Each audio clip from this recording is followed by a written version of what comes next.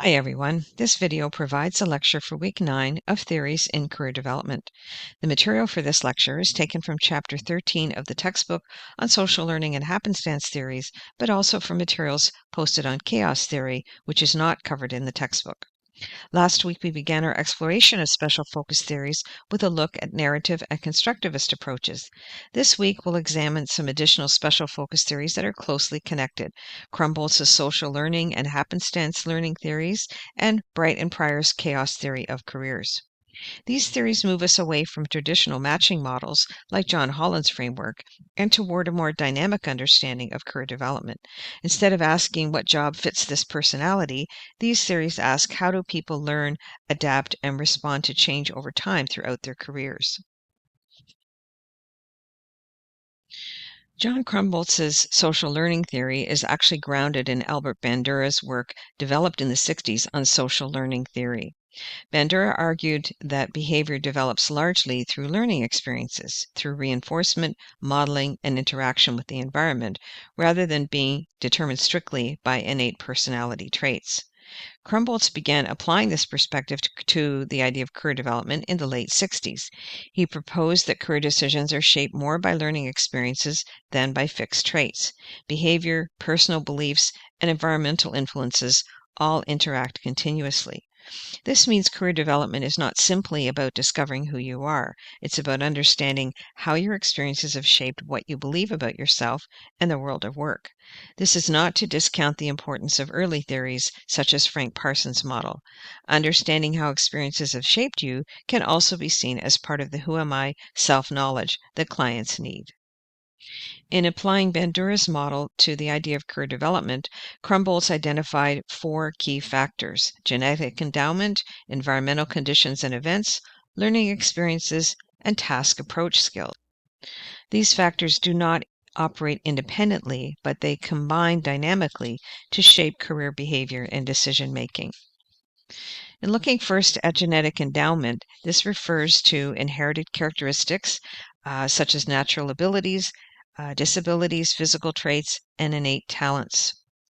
Krumbolz acknowledges these influences but does not see them as destiny. Instead, they are starting conditions that interact with environment and learning. For example, someone may have natural artistic or musical ability, but whether that develops into a career depends on environmental support and learning experiences. We can connect this idea to Super's concept of the influence of key figures, like parents for children and youth, as of course these figures have a lot of influence on career choices in the early years. The influence of genetic endowment can also be seen as part of the nature versus nurture debate that has been discussed by theorists, sociologists, and others for decades. Opinions on this topic range from the idea that everything that happens in our life is predetermined by our genetics, our natural physical and emotional makeup, to the idea that everything that happens is determined by our environment as we grow. Many theorists have come to realize that it's not all or nothing, and that both of these aspects can influence us. As one example, a young person who has a natural artistic talent as part of their genetic endowment may be influenced away from pursuing that in a career sense by the key figures in their lives, which is an environmental factor. However, many people who have this natural ability often find ways to incorporate into their lives in other ways, and often take up these activities later in life when they have more freedom to pursue what they're really interested in. Environmental conditions include social, cultural, economic, and political influences. As in the example I just gave you, family expectations and peer groups all play a role in career decisions, as do access to education, labor market trends, and geographic location. Importantly, many of these environmental factors are outside an individual's control. This reminds us that career development is not solely a matter of personal choice or genetic endowment. Context matters a great deal. As CDPs, we must be aware of the barriers and limitations that many clients experience due to their social location, which can have a tremendous impact on access to opportunities. A third factor that Krumbolz identifies is learning experiences, and sees them as they're falling into kind of 2 categories here. And I don't want you to get too caught up on the terminology, but I include this because it is part of his model. So he sees learning experiences as possibly instrumental, what's called operant learning. This is behavior that is shaped by reward and punishment, or associative learning. And this is part of, if you ever did a basic psychology course, you might have heard the term classical conditioning. This is linking experiences with positive and negative feelings. A negative classroom experience may lead someone to, let's say, generalize, I'm not good at science. Whereas with instrumental learning, praise for strong writing skills, for example, may reinforce a person's confidence in their communication skills. So these concepts are closely related and they're flip sides of the same coin. And you don't have to memorize these terms. It's just important to understand that learning experiences play a significant role in this framework in shaping career choices. So, getting poor marks in science courses, for example, is likely to influence an individual away from the sciences. And if we hear clients expressing uh, thoughts like, I'm just not good at math, or I'm no good at whatever the skill is, you might explore, what's behind that. Sometimes early learning experiences can be a little traumatic. And depending on the individual's experience in the classroom as a child, that could have had a great impact on their confidence in themselves and their willingness to pursue specific fields. So these are things that you should just explore with your client if it seems that they have some predetermined notions of what they might consider, what they might be good at, and so on. And then the fourth factor that Crumbles talks about is task approach skills. This refers to how individuals approach tasks. This, of course, includes, in our case, job searching or career decision making. This can include goal setting, problem solving, seeking information, persistence, and emotional regulation. For example, does the client take a planned, structured approach to these tasks, or just kind of jump into applying randomly to jobs? As career practitioners, helping clients strengthen their task approach skills in searching for work and making career decisions is one of our most practical and impactful roles. And again, these skills are often built from factors including genetics, environment, and learning experiences. Of course, clients often come to see a CDP because they aren't sure how to go about the process of finding work or making a career decision. So we play a significant role in helping to structure the processes so clients can move more deliberately towards achieving their goals. So, self observation and beliefs are an important part of this process. And you might uncover some of this when you are doing the common assessment process, exploring, for example, asking a client about their skills and abilities. And you might hear things like, I'm bad at math and I don't like science. You might hear things to do with values, income status, and helping other people. You might hear things about the world of work, beliefs such as, you can't really get ahead unless you know somebody. There may be some truth to that, but we want to explore those world of work beliefs if they're not helpful for the client. Other beliefs that shape career decisions. Some of this has to do with an individual's belief in themselves and their self-esteem. And when we provide counseling through the processes that we use, we can challenge a client's inaccurate beliefs about themselves and help them build their skills. These beliefs may be accurate, partly accurate, or completely inaccurate, but they do shape career decisions. So, this is another way that we can help our clients replace limiting and inaccurate generalizations about their careers with more flexible, self supporting, and informed ones. So when we actually apply this model to our practice, this theory is very action oriented and learning oriented. So Crumbolts emphasizes some of these strategies: reinforcement, role models, role playing, and simulations. So positive reinforcement is what we try to do throughout our work with the client. We use skills like encouragement and reflection, and this can help to build the client's confidence and their ability to take action. So we want to offer authentic encouragement to our clients as we work with them.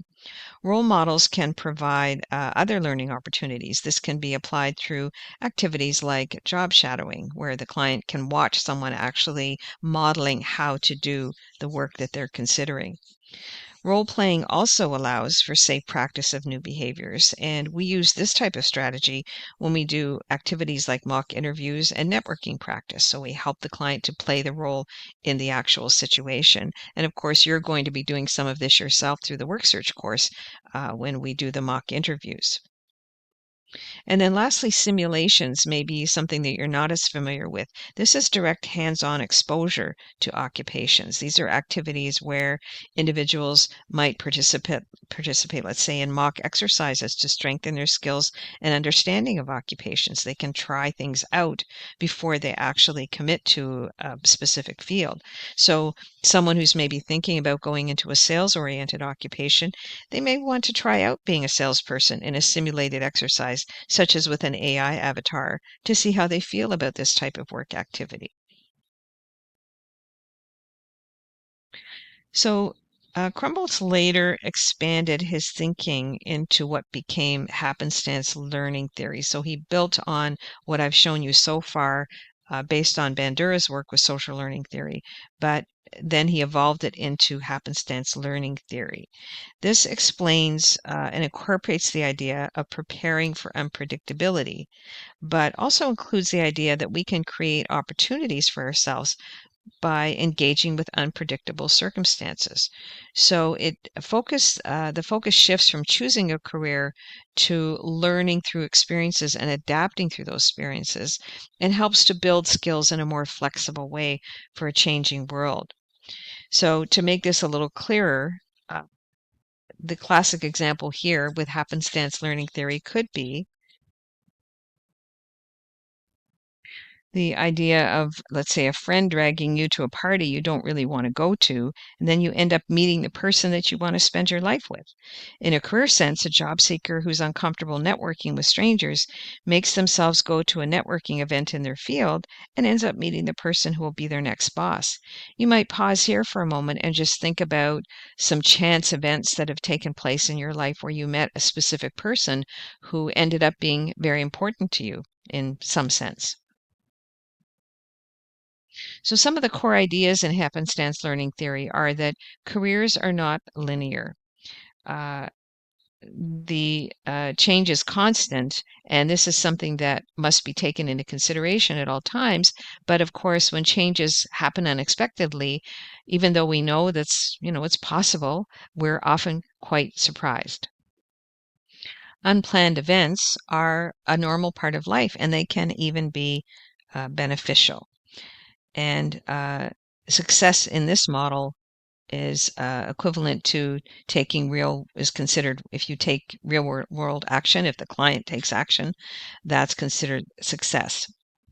So rather than eliminating uncertainty, happenstance encourages openness to unexpected opportunities and even choosing to put oneself in situations where unexpected opportunities are more likely to occur. We can play an important role in encouraging clients to try engaging with activities and situations that may increase their chances of finding employment, such as going to networking events or choosing a career that's a good fit by doing information meetings and job shadowing. And these types of activities often fall outside a client's comfort zone. So we can play an important role in providing them with the practice they need and the confidence they need to pursue these types of activities. There are four goals of counseling within this model: to help clients take action, not just make decisions, but follow through. And of course, that's what we do within the common assessment model. We can use assessments to stimulate learning. Even though this is more of a descriptive approach, we can use some of those tools to enhance the client's understanding of themselves. We can encourage exploratory actions, as I just said, helping them to, let's say, understand how to go about setting up an information meeting, even doing some practice with them about what types of questions they might ask. And again, we measure success by the actions outside the sessions. And although that's emphasized within this model, I would say that probably applies to any theory, any model that we use. We want our clients to follow up and take action after they finish our work with them. So planned happenstance refers to intentionally creating conditions that increase the likelihood of beneficial chance events. Again, for example, attending networking events or volunteering or taking exploratory courses. Let's say if someone is thinking about doing a particular college or university program and they're not really sure what they think, sometimes professors will allow people to sit in to audit one class just to get a sense of how that goes. And I have certainly had students over the years come into some of my classes for that purpose. It helps them get a real sense of, what's this environment like? What's the content like that I'd be learning? And start to get a better sense of, is this something that is really going to work for me? So we can't predict the future, but we can increase opportunity exposure. And we want clients to take action to capitalize on unplanned events that might happen. So again, they might have some random meeting where they run into somebody or even go to a networking event and come away with some names and aren't sure, how do I follow up on this? If I contact this person, what do I say? What do I do? So that's the kind of thing that you can help clients to plan out and sometimes even script out. And it makes sense that Krumboltz would have identified these as what he calls happenstance skills. Of course, you need to have curiosity, persistence, flexibility, optimism, and be willing to take risks. And really, all of that is needed regardless of what theory or framework you're following. You want to help your clients cultivate these qualities so that they can handle the job search process and the decision making process in a resilient manner. So these, and of course, out in the workplace, these are adaptability skills that are highly relevant in today's labor market. So in our work with clients, if we're applying this model, we want to normalize unpredictability and validate that it's natural to feel nervous in uncertain circumstances, such as job interviews. We also can help clients identify learning opportunities. As an example, doing job shadowing or doing information meetings. We can encourage action and provide the resources that they need and the support they need to be able to take that action and identify and help to overcome any barriers. If we start to talk about doing information meetings, we may not be aware that our client has a pretty high level of social anxiety, and we can help, we can't resolve that necessarily for them, but we can help diminish that by preparing them effectively for job interviews as well as information meetings.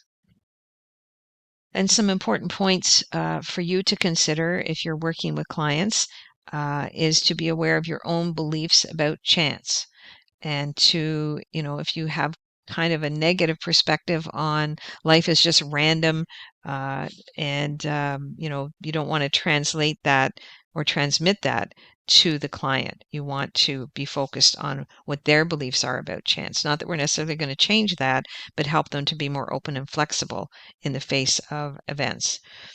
And really interesting, I talk all the time about the idea of being where the client is. Crumbles refers to this as meeting clients where they are emotionally. So again, we can't push clients into doing something that they're really uncomfortable with. We can just encourage them and provide them all the resources and tools that we can provide. We also have to respect the grief and adjustment processes that might be taking place if someone's, let's say, lost a job or they have to transition out of a career that they really loved.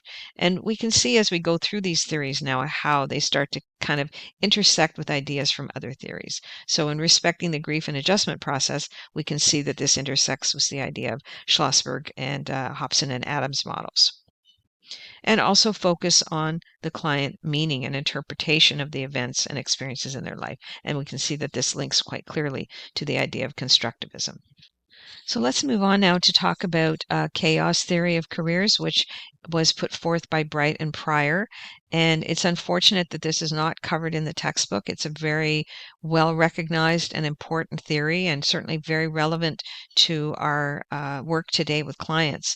So, the core premise in chaos theory is that careers are complex, unpredictable, and much more today than in past decades, nonlinear. And now all of that might seem like kind of a no-brainer that we accept that these are factors today in our dynamic and changing labor market.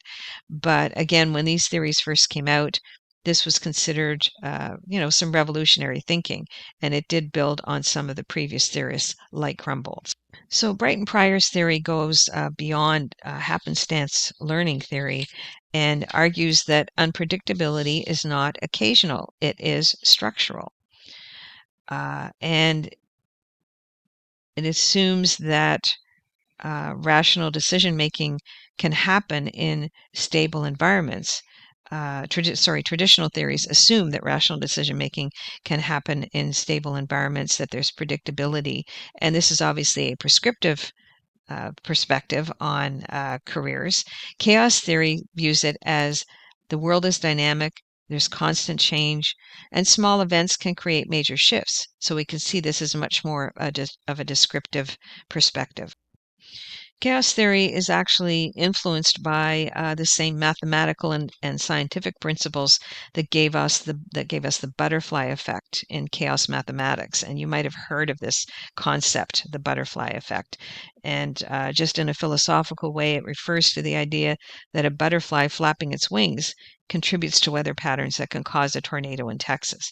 So it's basically the idea that small things can lead to big impacts. And again, think about some random small thing that might have happened in your own life at some point that ended up being a major turning point or having a major impact on your life in a way that you might not have expected. So, like many of the other theorists that talk about systems and so on, chaos theory emphasizes the idea of complexity. Careers are influenced by interacting systems.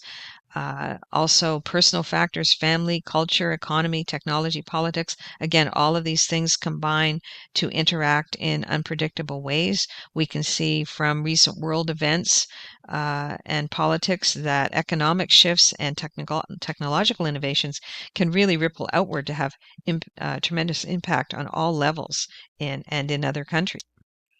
And again, the idea that systems can interact quite unpredictably, excuse me. So chaos theory really emphasizes the idea of non-linearity. This means that the cause and effect are not proportional to each other. A casual conversation may lead to a job lead, mentorship, or career shift. And conversely, a carefully planned pathway may dissolve due to unexpected disruption. And of course, that is often what our clients are experiencing when they come to see us. Something has happened, they need help and support because of some disruption in their career trajectory. So, like Krumboltz, chaos theory emphasizes that unexpected events are normal. Accidents, injuries, disabilities, disruptions happen, crises, world events, random encounters. So it really emphasizes the idea that uncertainty is built into career development. It is not a straight upward trajectory from the time you're born to the time you finish working.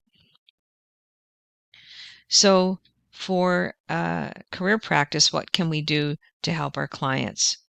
We help them move from thinking about making the one right decision, finding the one perfect career that's going to lead to a stable path and that matches exactly all of their traits 100%, toward the idea of adaptability, resilience, and experimentation, and getting comfortable with uncertainty.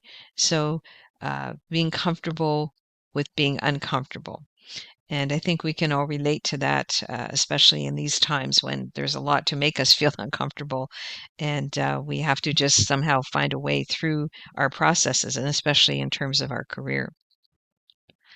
So, your role in applying chaos theory, and similarly to Krumboltz's theory, is to normalize the uncertainty, help clients see any patterns in their life, support meaning making. Again, that relates to uh, the constructivist idea and narrative counseling.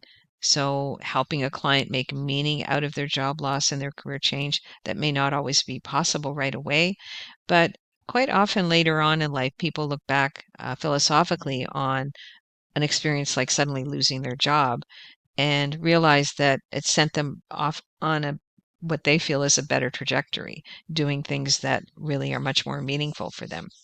We want to encourage our clients' exploratory actions, again, encouraging them to consider information meetings, to consider going to networking events and job shadowing, focus on being adaptable, and monitor, of course, our own biases and feelings about unpredictability.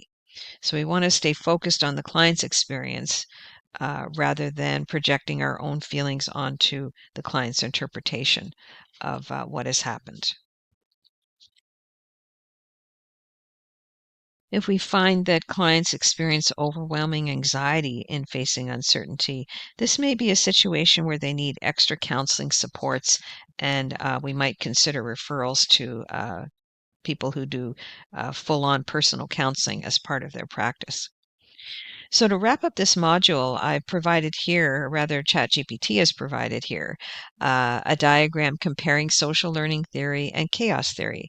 It's not that they're so very different, but rather they emphasize some of the same concepts in recognizing the effects of uncertainty and the importance of being adaptable and resilient. So social learning theory emphasizes how learning experiences shape career beliefs and behavior, while chaos theory emphasizes how complex systems and unpredictability shape career paths. And they really are very closely related. Krumboltz emphasizes learning, and happenstance theory emphasizes opportunity and action, and chaos theory emphasizes complexity and adaptability. And together, these theories are very relevant to the labor market today, the uncertainty, uh, the more flexible career paths that people follow. And quite often people relate to these ideas. In particular, one of my favorites is the happenstance learning theory. And I really enjoy working with that theory. And so sometimes these models, just sharing them with clients in a simple way, can help them understand and put into context more clearly some of the events that have happened in their careers. So that's all for social learning theory and chaos theory of careers. I do recommend that you at least skim through chapter 13 on Krumboltz's theory, and then, of course, please read the materials that are posted on chaos theory.